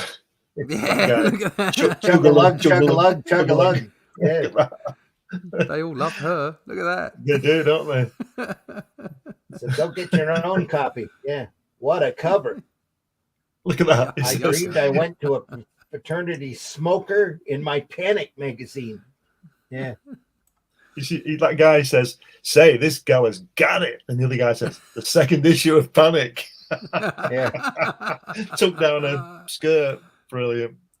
What a cover. Gee. Boy, I'd like to pour over this issue. Yeah. With that tongue. Oh dear. Oh, Go that's the get best your own part. copy. Yeah. Take a look, take a look, take a look. Chugalug. Brilliant. And we have John Severin again. Yeah, I was looking at Just, that. yeah. More great that feathering work here. Yeah, Look at it's that wonderful, muscles, isn't look it? at those muscles there down his back, and just great. Not overly done. Could you imagine? It's like Yeah. some artists these days that those people would just be drawn with spectacular musculature, Yeah, Mhm. and it would just be ridiculous. yeah. I mean, in our Cull book, obviously, Brawl and Cull are quite big chaps, but I don't go over the top with it. Do you know what I mean? I just Yeah. they're obviously fit and muscular, but they're not. You can't see every sinew, and every vein. I don't have vein popping. Yeah. They're not bodybuilders. They're just fit and tough. Yeah, it's like You when can you see- see Muhammad Ali and people from that time, Yeah, big guys, muscular. Well, then you get Arnie, who's got veins popping out, and it doesn't Yeah, work. yeah. It doesn't work. well, if does you it, look at for me? somebody, if you look at like you look at like Frank Bruno, he used to be so cut, shredded. You Yeah. know what I mean? He was like Yeah. every muscle, and yet you look at Lennox Lewis after him, Yeah, and he exactly. didn't look like that. He was No. a bigger, bulkier kind of person, and Yeah. he wasn't quite as cut. And the same with, in all fairness, the same with Tyson. Mike Tyson. Yeah. You can see now. I mean, obviously he's got a big pectoral muscles, and his stomach muscles do pop on occasion. But he's not like all ripped up with loads and loads of veins. He's just a Yeah. muscular, fit body, And there's the difference between bodybuilders and fit, strong, Athletes, muscular yeah. people, athletes. There's a definite difference.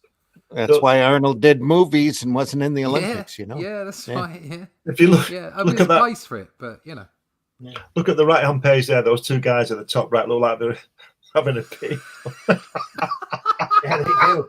Yep. standing at the urinal. There's somebody. Yeah. No, what they're doing is there's somebody down there in the cellar, and they're flashing them. Yeah. You can tell who the intellectuals are here in this story because they're I thought you were going to say us then. We're the intellectuals, Russ. Sorry, go ahead. It does look like they're taking a piss.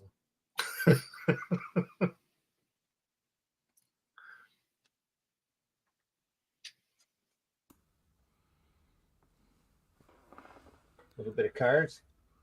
Whoops. Yeah. Scream. Smash up there. Love that shot of him with the cigarette there. It's great.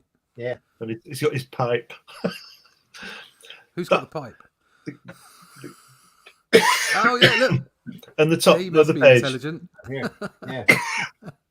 That guy he's Mark talking Terry to, will the, pose there. that guy you just pointed to there with the pipe on the other page, on Yeah. the left-hand page, he's either talking to Mr. Spock or Jim Shooter. Yeah. Yeah. That's Look at that Jim Shooter. Jim Shooter before Jim Shooter. I think there's a code here. If you've got a pipe and a suit. Okay, Yeah. you're an evil CEO. If you've got a pipe and a cardigan, you could well be a doctor or a teacher. And Or if you've Reed got Richards. if you've got a pipe and glasses, you're probably a professor. But if Yeah. you have a Yeah. pipe, glasses, and a pork pie hat, you're a genius. If you got a cigarette, you're a thug. Yeah. Yeah, they are. I was going to say if you got a Sorry, fag, but that would be misconstrued. Yeah, we can't say that. Not in America. No. I certainly can't say that without Yeah, erupting that the is algorithm. slang for a cigarette in the UK, just to let the Yes. algorithm know. The algorithms always listen. It's a nice. Since when does a Look at bullet that. firing say? Since when does a bullet being fired, a gun being fired, say snick? Snick, yeah, what's that all about? Wolverine. So when you don't have one in the chamber, you run out of bullets. You snick, snick, right? Well, something's hitting on the Snick, next snick. panel. Snick. Well, there was a pow here. Perhaps they're What, air snick, guns. snick. Perhaps they're air pistols, mate. Yeah. It's a couple pow pows. Pow's all right, Chow. but not snick. Yeah, snick, blam, pow, pow.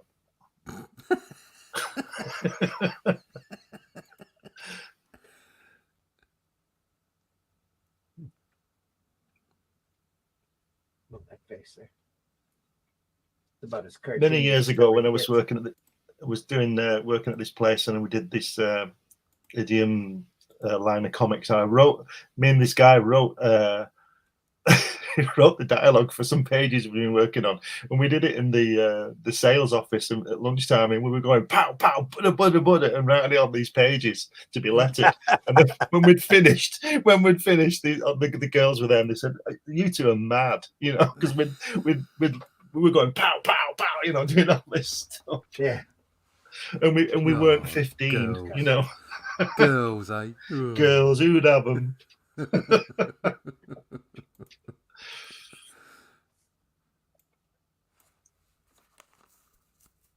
Look at that. It looks like the guy in Josie Wales, isn't he? Oh, John no, the Seven guy, again. the juicy fruit guy in Cuckoo's Nest. Yeah.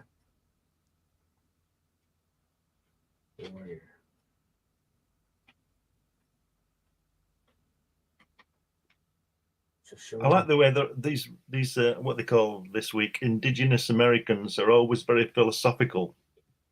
Yeah. Yeah, that's a trope.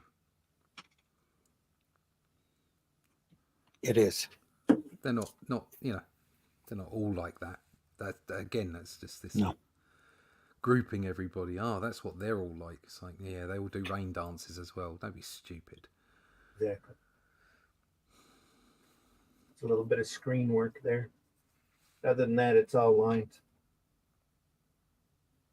That shading under his cheeks. Yeah. Beautiful. Oh yeah. Oh, there too. Yeah. Yeah. It's all line work. Lovely. Nice hand.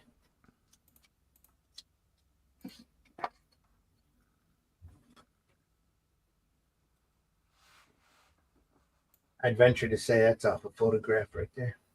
Yeah, Where? Which one? the bottom This one. centre. That one, you think? Oh, I suppose he's obviously gone out and got reference to this. Yeah. And that racially, he's captured them as well, which is kind of difficult, really, because it's like when you look at different racial characteristics. I would say picking out Asian, Oriental, or Black is probably quite. I would say, personal perspective, it's easier to pick out those identifiers than it is to say pick out American Indian. Yeah. You've seen this slightly bigger nose that he's using and what have you, but that can be sort of stereotypical. Do you know what I mean? Oh, yeah. Rather than Yep. actually what they look like. Yeah. So it's tricky, but he's managed to do it. He's managed to do it.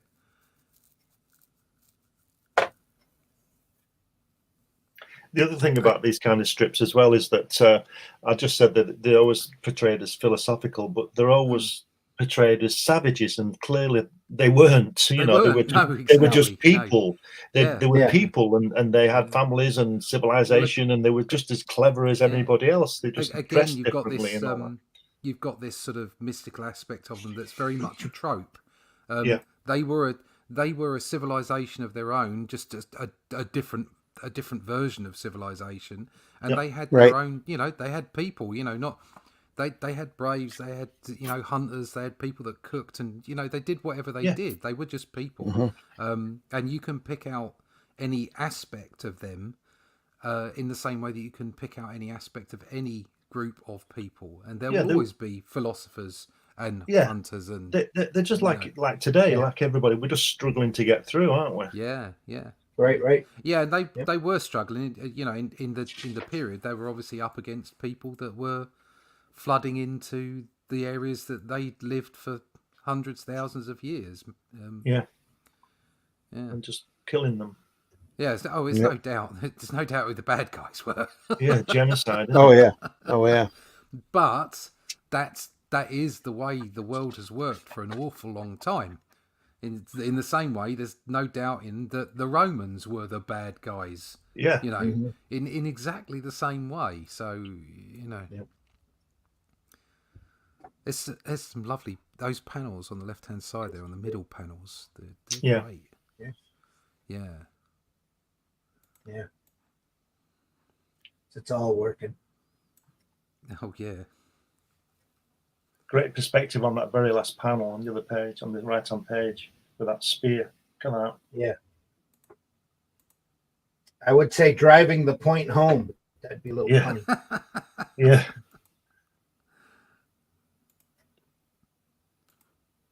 And just the whole action here, and then this shot, very, very well done.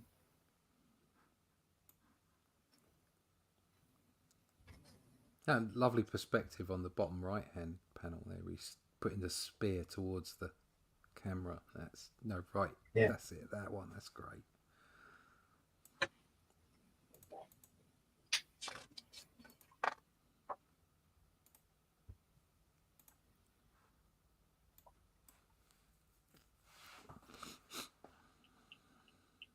Very wordy, this story, isn't it? The lettering on this is larger. Right. So it's actually up a couple points here. Right. I don't know if they were trying out a new letterer or what, but it can be overbearing. Like right here. It's a lot of letters. Again, it just shows you is this John Severin? Yes. Just shows you how good they were, these guys. He said, they got the lettered pages and they had a space to fill. Yeah. Yep. I think that puts us at the center. Right. Another great EC Addict illustration here. Look at that skeleton. Got a skeleton with his foot in that trap with a boot on it. And it's not even in the trap. No. That's what I mean. He could have got out. He could have got out. Mind you, look at the dagger in his chest. That's why he didn't get out. Had a dagger. Yeah. That little kid in the middle. Stupid. Are you the chapter president? Could you just turn the page back one? What do you reckon? How much of this was penciled before they went to ink? Do you think? I think that if there was an inker, the pencils would be more finished. John was the inker here. Yeah. Right. Well, I would imagine these pencils were quite simple then, and because he's inking. That's what I was about to say. I reckon the fact that there's text already on here, I reckon there was very light penciling. Yeah. And that possible. Most of this is done on the inks. Mm-hmm. Well, you can see that with the Conan, the Buscema Alcala, can't you? You've seen those pencils. They're very, very simple. They're just brilliant. The way it just captures the line, and you just know exactly what's going on. And then Alcala comes on and does what he does with it, and he turns into fabulous artwork. Someone knew Alcala's capabilities. That's what it was. Yeah. He says, "Why he's not going to throw a lot of detail in because Alcala's going to go through and throw that in anyway." Yeah. No, I've just been. It's just the way that I think this is probably the thing that interests me most about the process. Is if you're, well, I mean, you look at someone like John Buscema with Alcala, and it's not a case of, oh, well, I'm inking myself, so I'll just put those pencils in light. He put them in light for someone who like Alcala, who didn't need all that detail. So it doesn't seem to matter whether you're penciling for yourself to be inking yourself, or whether you're penciling for someone who's incredibly capable. There's like this level, and I suppose some of it is down to the fact that I was for a long time so afraid of inks and afraid of getting it right. Do you know what I mean? On the page, that my pencils have been sort of quite finished. And then when I've gone to inks, I'm going over those pencils. And there's a bit of embellishment there, but I'm following the pencils quite closely. And I'm trying to get to a point where I'm literally just laying down the basics with maybe a light source, and then doing the heavy lifting at the ink end. I also, when I'm rendering a detail, when I'm drawing, I always find sometimes enjoying that particular drawing, and you carry on. You know, but some you just leave because you're going to go with it over it with ink. You leave it, but sometimes I find myself drawing and really doing a fully rendering because I'm really enjoying the actual drawing and thinking, "Oh, this is pretty good," you know, for a change. I know what you mean. I know what you mean. Yeah. So but I have been experimenting with that, and the plus side of it is that the lighter you pencil and the more you let the ink do the job, the quicker overall the product becomes. So the page gets turned in much quicker. Yeah, because you're not doing it twice. Pencil all the way and then ink all the way. Yeah. We're gonna call it there. Next week we'll look at Homemade Blitz. Done Severin and runs a little crazy British. With dual shape. Look at that copper there, that bowler hat. There's a bowler hat. There's a cap. The Irishman again. Yeah. Lubber duck. God bless you, Governor. Apples and pears, apples and pears. Love the Queen. More next time, folks. No stereotypes here, folks. None at all. So we look at Two Fisted Tales one more time. Probably only one, maybe two more times. And we'll I like the way John Severin's signature looks similar to the grass on that page. It fits in well with the grass. Oh, it does, doesn't it? Yeah. Yep. Fantastic. Folks, we want to thank you for being here today. All of you. Our numbers are large, and it's all good, folks. We deeply appreciate you stopping by and enjoying this work with us. We show this stuff off because we love it. No matter how critical we might get on little points here and there, we do that out of the love of the art form and the love of the work. So we hope you'll swing back by or take a look at us on our archives. We're archived over at the Indie Comics Network YouTube channel, the Comic Book Black Belt YouTube channel, and the Randy Zim YouTube channel. You can catch all of the older shows there, or most of them at least. Indie Comics Network, you'll catch them all there. We've been doing this for over a year, about a year and a half now. And loving it very much. So again, deeply appreciate you being here. Russ, tell folks how they can find you. You can find me at russleach.com. Sign up for the email list there. You find out about all the stuff that we're doing. The Shadow Kingdom's still available for one more week over at Fund My Comic. Go grab yourself a copy there. And the Atlantean will be starting production soon. That's black and white, 48 pages. It's already in production. It's already in production. Yeah, Randy's in production. I'm not, but Randy is. So that's already on its way. So sign up for the email list so we can tell you all about it. We're absolutely stoked for this product. It's everything that we're doing is a labour of love. It really is. We absolutely adore the writings of Robert E. Howard and the fact that we're moving on with it. So please go sign up at the email list at russleach.com or catch me on the social medias or whatever. And you can find out all about it there. There you are. Glenn, tell folks how they can find you. You can find me on New Haven Publishing and Barnes and Noble. You can find me on Amazon. And you can find me on Fund My Comic. And don't forget the power of Google. Put my name in and you'll see lots of stuff there. And go to Fund My Comic and have a look at this. Power of Google. The power of Google. Power of Google. If in doubt, Google it. That's right. When in doubt, Google it out. Yeah. And folks, I've been your host. Yeah. Sorry, Randy. Been your host. No, you're good. Been your host, Randy Zimmerman. We are here 2 times a week. Friday mornings at 5 a.m. for Comics by Night, and Sunday mornings at 9 a.m. for the Sunday Funnies, where this Sunday, speaking of Alcala, we're going to be looking at some Alcala work in the form of the adaptation of The Land of Oz. Great Marvel I can't treasury. wait. Some fantastic artwork there. I can't wait. I'm so looking forward to that. I'm really looking forward to that too. My time stream is all messed up. It just goes to prove that CERN. it goes to prove that time exists all at the same time. That's right. All at the same time. Yeah. The only reason there is time is so that everything doesn't happen all at once. There you go. Yeah.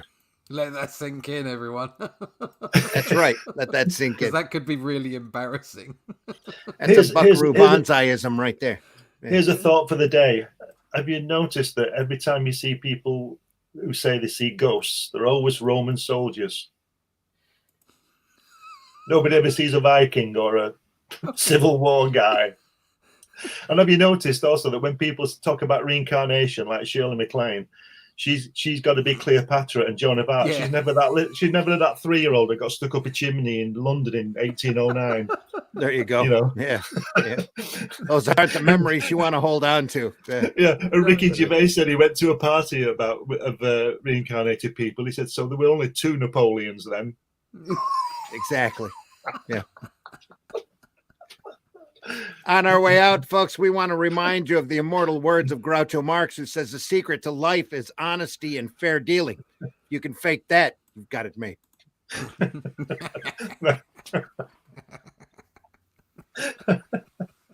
Folks, we do this because we love it. Though you can send stars to the Indie Comics Network and help us cover the cost of our production, which we would deeply appreciate if you did, because if you enjoy the show, please send some stars over to the Indie Comics Network and help Nita and the gang cover their expenses. So if you get a chance, go visit your local retailer, because there's all sorts of phenomenal sequential art just sitting there waiting for you to be discovered, especially if they have back issues. You can't go wrong looking through those magazine boxes or those older boxes that maybe haven't been looked through in a while. Go help out your local retailer and go get some great comics. You don't have to be discouraged about modern comics when there's all of this great material out there waiting for you to discover. Essentials, Showcase Presents, reprint collections, long boxes filled with books that your retailer will be more than happy to sell you if you just go and take a look. So, and there's so much great material out there. We'll be running for as long as we can on these shows, just showing stuff off. So deeply appreciate you. Don't forget, fundmycomic.com. Look for Hatch Annotated. Look for the Shadow Kingdom. Also, AR13L is over there, and Soul Tack Hybrids has got collections. There's some great Arrow Comics material. There's just great material over there in general. So go over there and check that out. Fundmycomic.com, folks. See you Sunday morning, 9 a.m. We'll go through the Land of Oz. We'll be back here again Friday morning at 5 a.m. to go through some more Two Fisted Tales. And once we finish this off, we'll go on to some other phenomenal stuff. I can guarantee you upcoming, there's Mobius, there's Wally Wood coming, maybe a little Vaughn Baudet with some editing. I'll have to look. But I want to show a little bit of that stuff off too. So much great material out there, folks. We'll never go through it all. Anyway, again, deeply appreciate you being here. We know the majority of our viewers pop in after the fact, and we appreciate you as well, just as much. Make sure you leave a comment. If you can, leave a like. Hit that love button if you can. And, let us know if there's something that you want to see us go over, as we'll be more than happy to do that. Just go through our archives first to make sure we haven't gone over it already. So any other thing you want to say? Any other words of advice? No. Read comics, especially ours. Yeah. Read alternative and independent comics, especially ours, folks. There is great stuff out there. Don't bother wasting your time Such complaining. Just go find the good stuff. That's true. Too much trolling, too much negativity out there. If you love comics, folks, show it. Show the love instead of the hate. Try to be positive about this industry and this business. You might not be able to be very positive about, but the art form itself, it's just fantastic. Where else are you going to be able to express yourself like this, folks? Take care, everybody. See you next time. Look at our archives. Love y'all. Take care. Have a great, great weekend. See you Sunday. See you soon.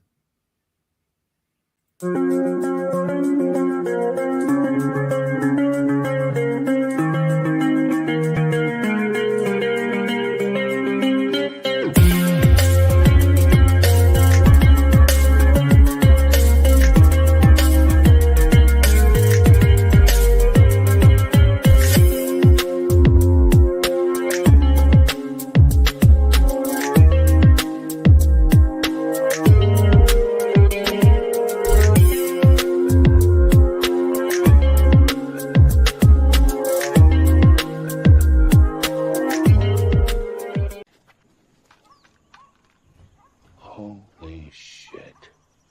That is the craziest thing I have ever seen. And I'm Dennis Quaid, and Dennis Quaid has seen some shit. In the time before Atlantis sank and the lands of the world were savage and untamed, one man would claim his destiny. Leaving his Atlantean tribe behind and throwing off the shackles of Lemurian bondage, he sailed the seas as a pirate captain before seizing his place as a king. And now that he has the throne, how long will he be able to keep it? This is the Shadow Kingdom, the classic sword and sorcery tale by Robert E. Howard, adapted by Randy Zimmerman, with artwork by Russ Leach. Available now at funmycomic.com. Joke's on you, bitch. I love this shit. Hey kids, you want to see some great comics? It's Comic Book Show and Tell twice a week. Comics by Night every Friday at 5 a.m. Eastern. And the Sunday Funnies every Sunday at 9 a.m. Eastern on the Indie Comics Network YouTube channel. Void where prohibited, not available with any other offers. Side effects may include loss of boredom and a sudden urge to read more comics. Check with your doctor if a sudden rash appears. It means you're a catcher, not a pitcher.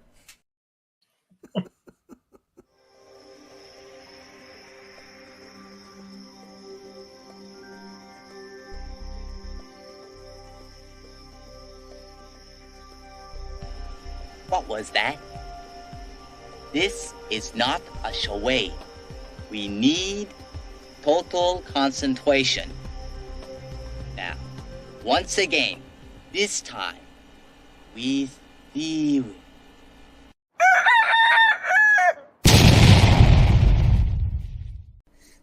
Do you draw the Flintstones naked?